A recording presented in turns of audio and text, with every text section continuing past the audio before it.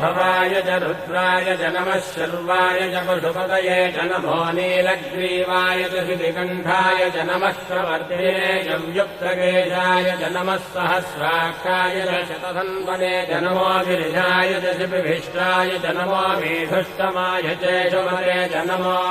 ह्रस्वाय च वामनाय च नमो बृहते च वर्षीयते च नमो वृद्धाय च संवृद्धने च नमो अग्र्याय च प्रथमाय च नम आशवे च जिगाय च नमः शीघ्रियाय च शीघ्राय च नम ऊन्याय च वस्त्रन्याय च नमः स्रोतस्याय च द्वीत्याय च नमो